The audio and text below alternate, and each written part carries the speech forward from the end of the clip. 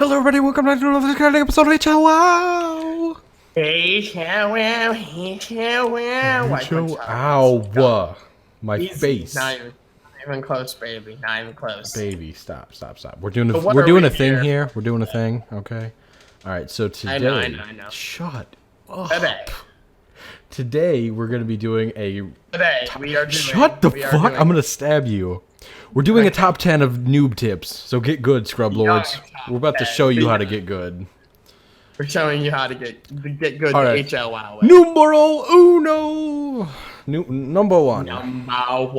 Number one Is so everybody always thinks vaults. If you want to store something, put it in a fucking vault, right? But that's honestly the worst place to put your good stuff because everybody's gonna check there. That's the first thing they're blowing up.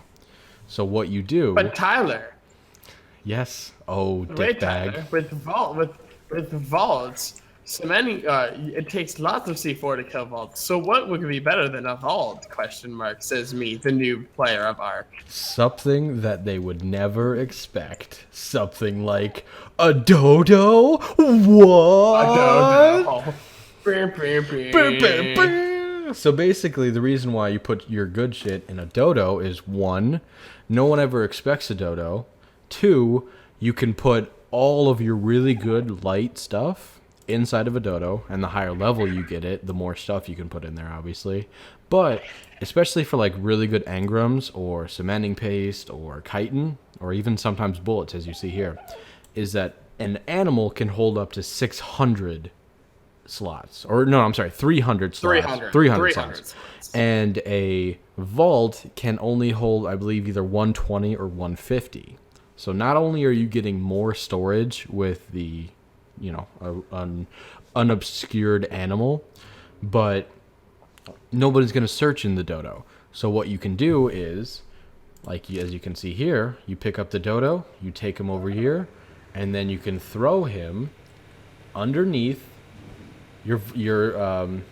underneath your foundations, or in a little box that you have. Say I put a ramp right over top of him, he's hidden. No one will ever see him, especially somebody who's raiding us. They won't even see him. So not only another good thing, I'm sorry, go ahead. No, I wasn't gonna say anything.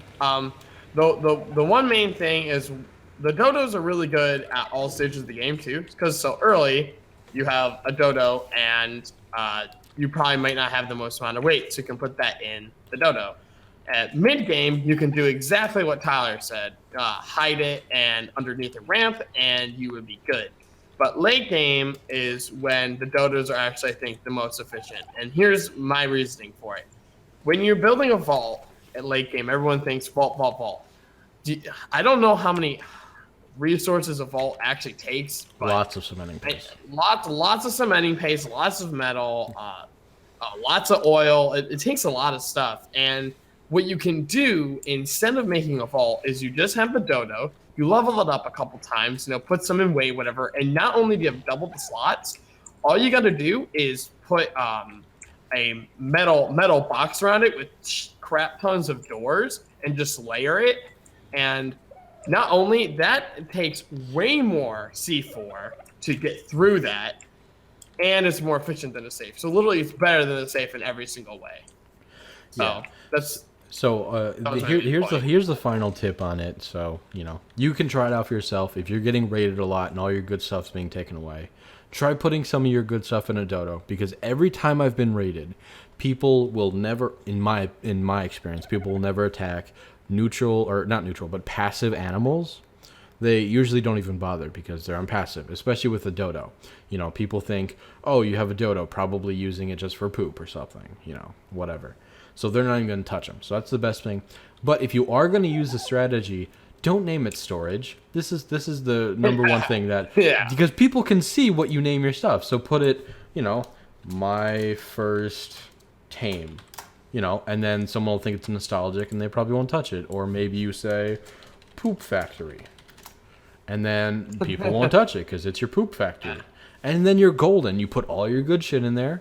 And then, you never have to worry about it, honestly. So that's our number 10 slot tip for new players. So Here's the animals for storage. animals for storage. All right, guys. So welcome back to, well, I guess, well, you're in the fucking video. Number 9. Number 9, we have crates and underwater sea crates, and also beacons. the land crates. Yes, beacons. Yeah, beacons. But I call them crates because Yeah, they look like fucking crates. All right. So real quick, the underwater sea crates is where you get all of the really, really high end late game gear. You get the Mastercraft flak. You get all the advanced weaponry. You get ascended stuff. It has a really good chance for ascended. But unfortunately, the underwater has been polluted with things that want to fuck your face. In the last couple patches, there's the squid. Jellyfish. There's the squid. Yeah, the squid and the jellyfish, and now even something that sprays you and makes non-hostile creatures attack you at that point. Even like coelacanth. Those are the pheromones. The most recent patch. The oysters or whatever the fuck they are. Yeah. So mainly. Go ahead. Sorry. Mainly, when you're searching for the underwater crates, you're gonna have to use an animal. Specifically, our Spazzo over here, and Mr. Spazzo is basically our Mastercraft animal, because all we do is when you're getting underwater sea crates, you don't really want to fight anything. You want to just run as fast as you can, get them and get out. That's basically the best strategy. So you crates. zoom in so that you're in first person with the visor, and you have your GPS in one hand, and then you're just skyrocketing. And I have all of the coordinates mapped out from this base and in what order I should do them in. So I just have a list, and I just go down the list.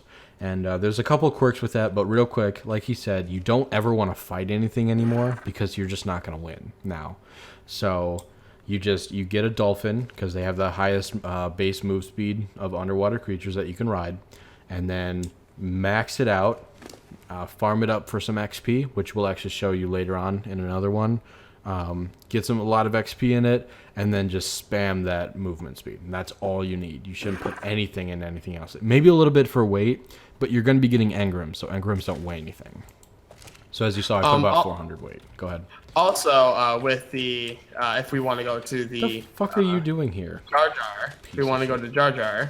All right, Tyler. Yeah, but real quick, this is also another thing why I'm pointing him out specifically, is because he's got so much movement speed that he'll actually glitch through some of the terrain. And as you can see here, there is a fake rock, which is part of the landscape, that he's actually propelled himself up on, and this is his new home.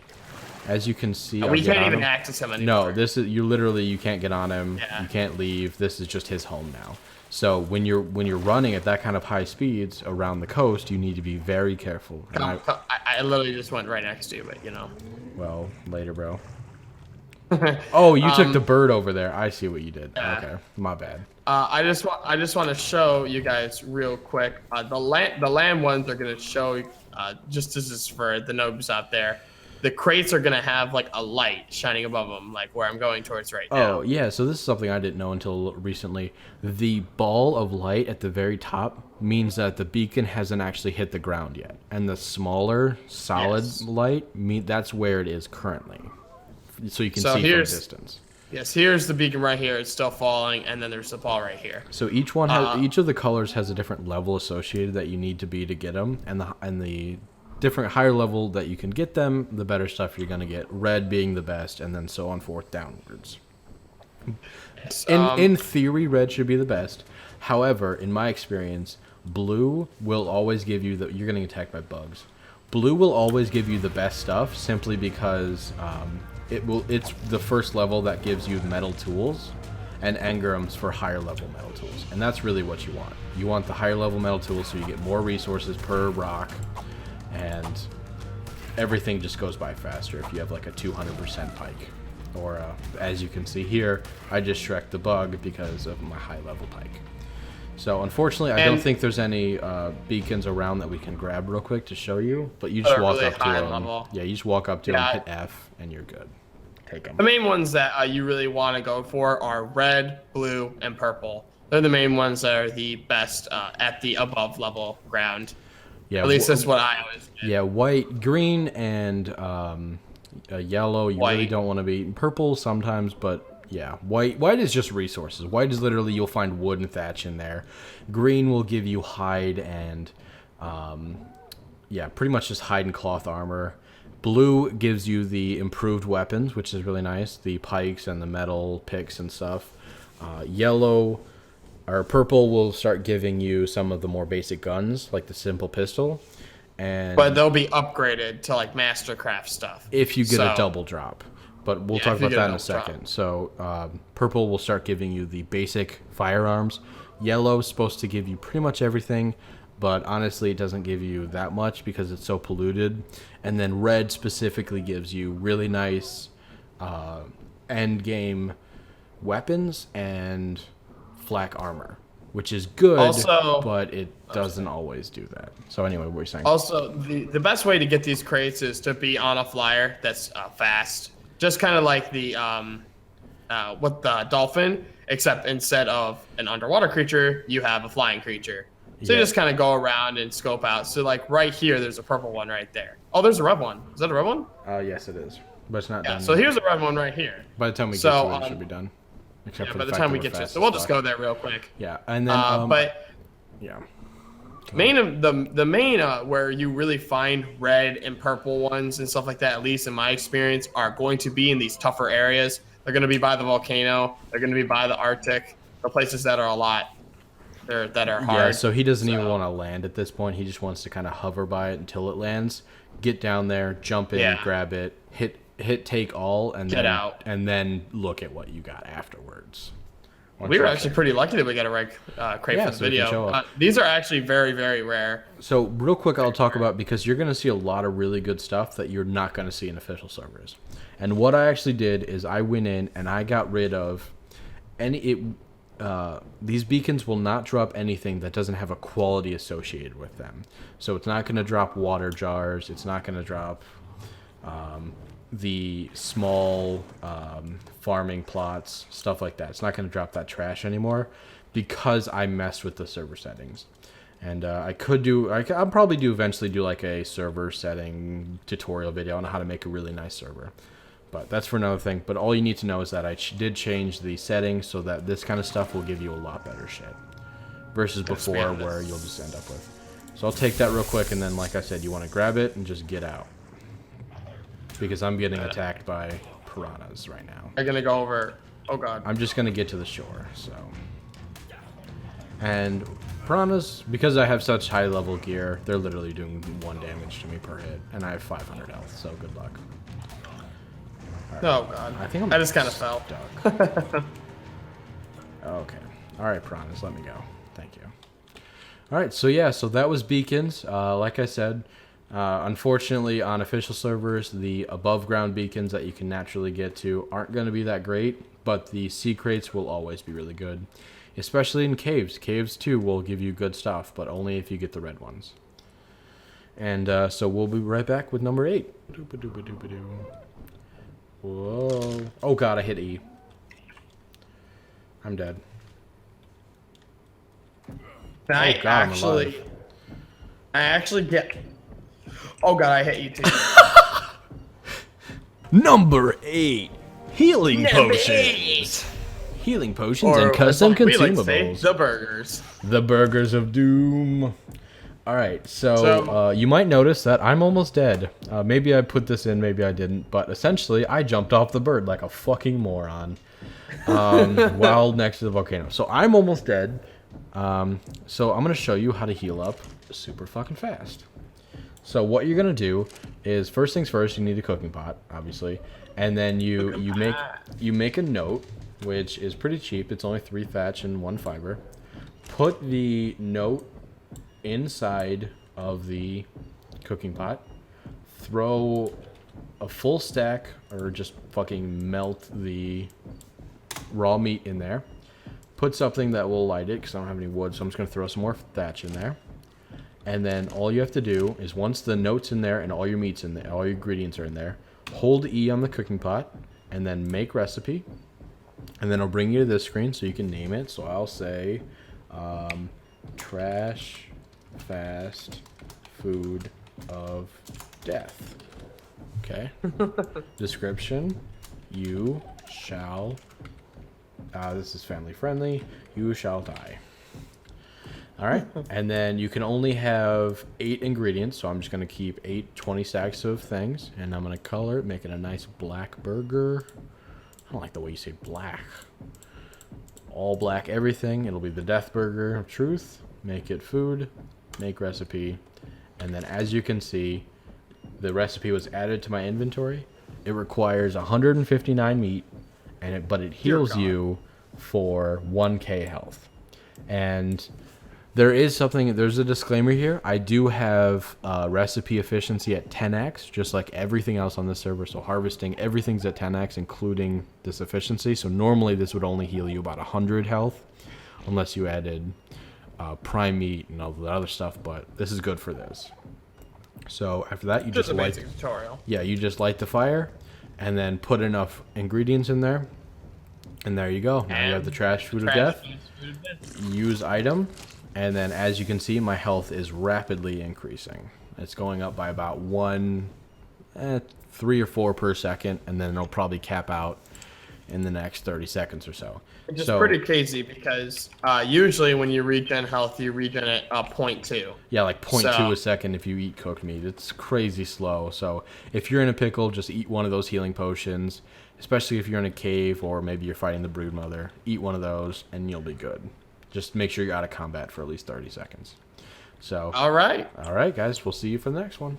Number 7. Number 7. It's gonna be cave combat. Cave combat. All right, guys. So first thing you may notice is going into a cave. Oh, it looks beautiful, which it does. Appreciate it, love it, enjoy it, and then murder shit. So essentially, what you want to have when you're if you're just alone in a cave, which most of the caves you can't even have animals. So we got some bats over here.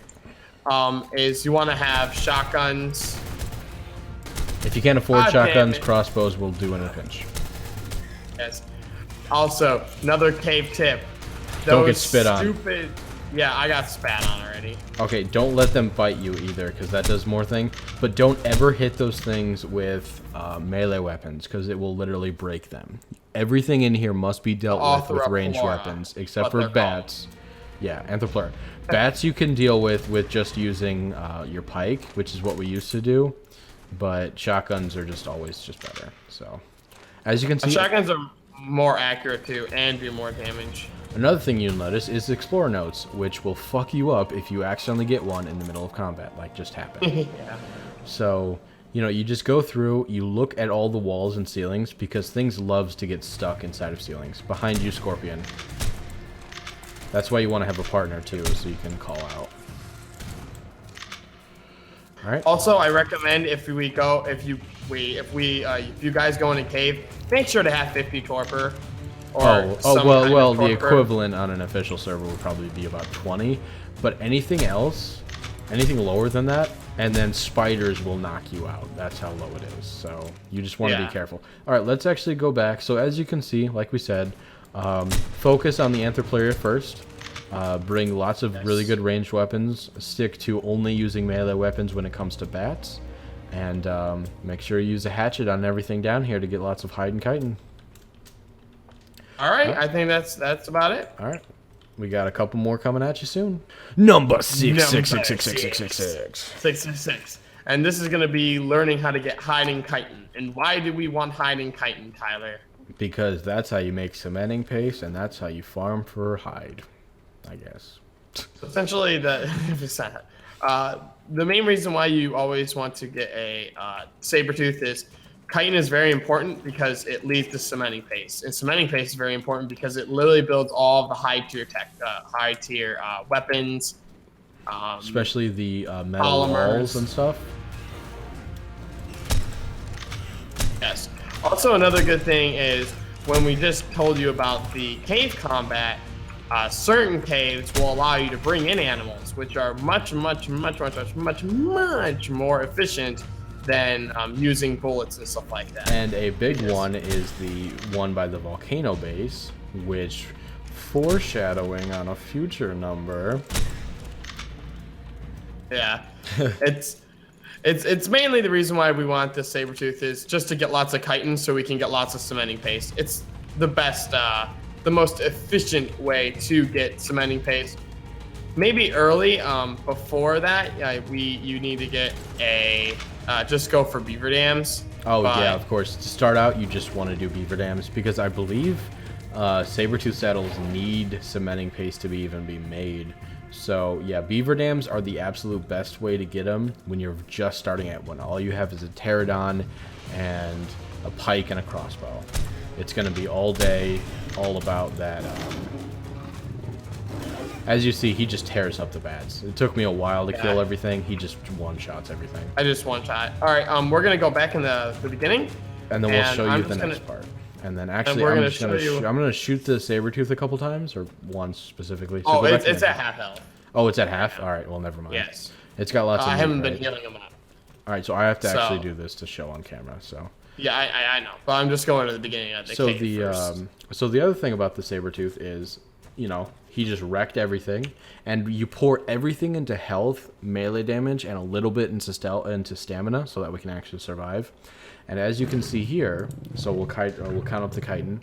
So he has 1, 2, 3, 4, 5, 6, 7, 8, 9, 10, 11 stacks of 500. So he has about 6k chitin from about 10 seconds.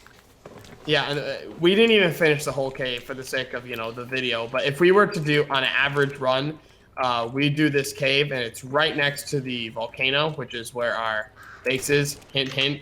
In the next tip. But essentially, if we do a full run, it's around a good 10k, if not more. Probably more, but it depends on how lucky you are with scorpion spawns. Yeah. So that the saber-tooth you want to tame as high level one as you can, specifically 120.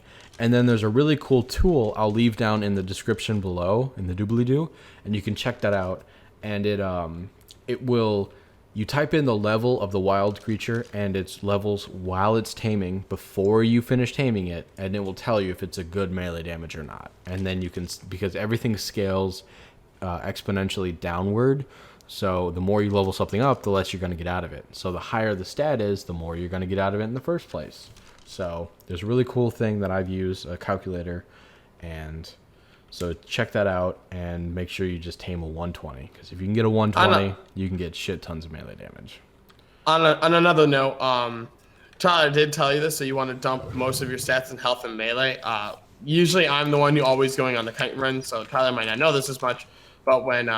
this is my saber-tooth, and when I first did the cave a long time ago, I only had a saber-tooth with 1,000 health, and I dumped everything into melee, like a K melee, and that is not sufficient.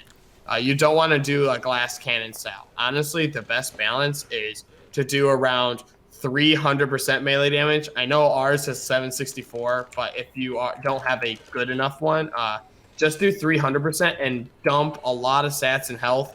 Because the main thing is he was in there for like 30 seconds, and he's already at half health, and that was honest half health because he was full health when he came in here, and he's even got an upgraded saddle, so you know that you take a lot of damage in here. So yes, melee damage or health is very important as well. Health is the main stat that you want to have on these. You might not get as much chitin, but at least your animals will survive. So I would say make sure to have 4k health. That is the best. Your saber-tooth won't die at that point. Right. So, and then on a side note, apparently our saber-tooth is a robot saber-tooth because he also runs on gasoline. Yes, of course. Because somebody wanted to put gasoline in a saber-tooth. Anyway. Must have been. Yeah, right, so we'll come back at you in another second as soon as we get set up for next one. It should be number one. This is something that me and Tyler thought of at the very beginning. I don't think anyone has a video about this one. This is macro keys for Arc. If you have a mechanical gaming quote-unquote keyboard, my equipment is, I have a Razer Black Widow Chroma, and Mr. Tyredstar has the Logitech G510S. So we have macro keys, dedicated macro keys on our keyboards, and the main reason why we thought of this is whenever you try to heal a dinosaur, you want to force feed it meats, which Tyler will demonstrate. I will. You just individually click first. I will put the thing up to the microphone so you can hear me clicking. So one at a time, very, very slow. It's so slow, and This you is the only gain fastest around you can do it. Yeah, You just gain spam 100 clicks. health on a 20 stack of meat, and he's at 4. He's a K out, so that would be 10 stacks of meat we have to manually click on. But what we figured out is that we have our macro keys click. How I don't know how many yours has, but mine's like literally like 70 clicks. No, mine instantly. is so what mine does is I actually have it a little differently than Kevin does. Mine is hold down or if you're holding it the macro key down, it will click as fast as possible with 45 milliseconds in between each click, which is fast as possible. And you hold it down, you can click as long as you're holding it. So that's what I set up. He did his a little bit differently because I don't think he can cycle on his. Yes, on the Razer Black Widow Chroma, for you guys that have that keyboard, I just went into my options. We'll you know, rather than get into it, we'll just leave a guide in the doobly-doo as well. That way we don't have to waste time. Yes, we can just leave the guide, but essentially, when I hit my macro key, it just clicks bunches of times, but it's instantaneous. So all you do is you can show them. You get on the Sabretooth, right? You're on him. Oh no, he's low on health. Click on some of the raw meat you've gathered because you've gathered a lot of raw meat from killing this stuff, and then you click on him, and then you hold down your macro key for me, and hover over remote use item, hold, and instantly 20 meat, 100 health, 20 meat, 100 health, and you just do that, and it's so much faster than having to click. You get so much health back, and as you can see, he's already almost full health. I don't have enough meat to actually fill him up on health, but that was a K health in 2 seconds. Yeah, and you would never be able to do it that fast. Sorry if you don't have macro keys. It's just, but I would There think is that most there is people a way to do it using a regular keyboard. It's very particular. What you have to do is you have to assign one of your function keys, your F keys, hold Alt and then press them, and then it'll do left click. So unfortunately, what you'll have to do is you'll have to hover over it and then click F12 as fast as you can, or whatever F key you have, and do that as fast as you can. But that's a lot faster than clicker. I would, if anything, we just have dedicated macros for our keyboards, but a mouse. Most mouses nowadays, at least, gaming mouses, I guess, cost like $30. Like mine costs $30. I got mine. Mine actually came free with my case. This one is actually about $10, and it has 2 macro keys on the side of it. So if you can't shell out the $150 for the keyboard, just buy a $10 gaming mouse with a macro key. It'll save you so much headaches. Yeah, so I would just say if you can't get the macro key for the keyboard, just get a mouse. Like, it's not that big of a deal. And you know, some people actually prefer a mouse over the keyboard, you know? So that's basically our macro key tip. It is so helpful. So if you guys actually know any other cool macros for this game, leave a comment down below because we're actually trying to figure out how we can do more of this. We just don't really know. I've started using it to learn engram points because with engrams, you have to like triple click and it's annoying as fuck. But now all I gotta do is hover over it and then tap my macro key and I learn it instantly. And it's so much easier for me. All right. All right, guys. So we'll be right back.